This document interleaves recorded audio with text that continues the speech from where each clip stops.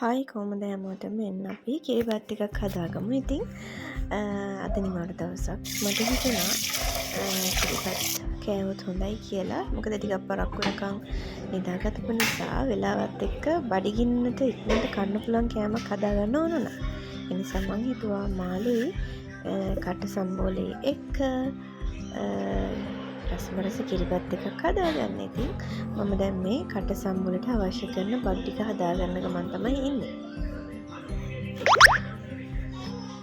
ඉතින් මෙන්න මේ විදිහට ඕන කරන බඩු ටික මම එකපාරම කට සම්බුලට දාන්න ටික එකට දාගත්තා. මම මේ මාළු ජාතිය තමයි අද හදන්න යන්නේ. මාළු එක හදාගන්න මම දැන් ලිපේ හට්ටිය තියාගෙන තියෙන්නේ. මේ විදිහ මම මේකට අවශ්‍ය කරන ඔක්කොම දේවල් ටික ටෙම්පරාදුවට දාලා පොල් තෙල් ටිකක් ඇඩ් කරනවා. මගේ පොල් තෙල් එකත් අද ඉවරයි. ඉතින් මෙන්න මේ විදිහට ඒ ටික ටෙම්පරාදු වෙන දීලා මම අනිත් දේවල් ටික ඔක්කොම මෙතන හදාගන්න ගමන් ඉන්නේ. ඉතින් ඕගොල්ලොත් මේ වගේ නිමත් දවසට ටිකක් පරක්කු වෙනකන් නිදාගත්ත දවසට ඔයගොල්ලෝ මොන කෑමද හදන්නේ? ලේසියට මොනවද ඔයගොල්ලෝ හදන්නේ කියලා මට කමෙන්ට් කරගෙන යන්න.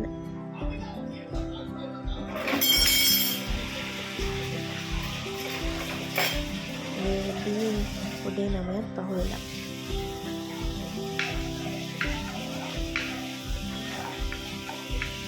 ඉතින් ඕනම වෙලාවක ඔයගොල්ලෝ කෑමක් හදනකොට ආසාවෙන් හදනවා නම් ඒක ගොඩක් රස වෙනවා.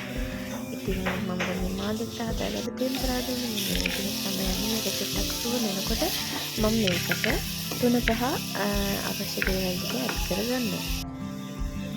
දැන් මම මෙතන කට සම්බෝලට ඕන කරන 3-5යි මාළුවට ඕන කරන 3-5යි දෙකම එකපාර දානවා. ඊට පස්සේ මම ආපහු මේක ඕපන් කරලා ආයි දාන්න අවශ්‍යතාවයක් නැහැ.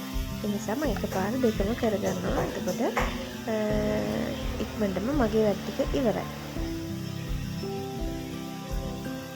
ඇත්තටම කිරිබත් හදලා මාළුයි කට සම්බෝලේ හදාගන්න මට විනාඩි 20කට ගියේ නැහැ. විනාඩි 15ක් 10-15 අතර ප්‍රමාණයක් තමයි ගියේ.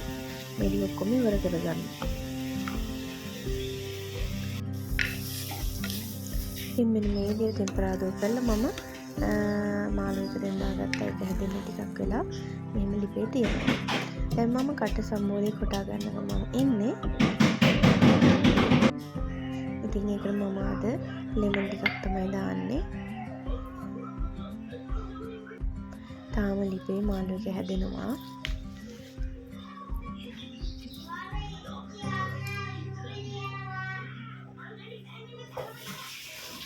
ඉතින් මම කට සම්බෝලේ හදාගෙන ඉවරයි. දැන් කිරිබත් එකත් මට කිරි දාගන්න වෙලාව හරි. වතුර ටික ඔක්කොම හිඳිලා මම දැන් මේකට කිරි දාගන්නවා. මේක ඇත්තටම මේ රතු හාල් එක මට අලුතින් හම්බුනේ. හරිම මේ රසයි මේ හාල් එක කිව්වහම. කට සම්බෝලේ දැන් රෙඩි. ඉතින් මාළු එකත් දැන් හරි. අන්න ඔය විදිහට තමයි තියෙන්නේ. ඉතින් අන්තිමේ කිරිබත් එක මෙන්න මෙහෙම මම කන්නයි යන්නේ.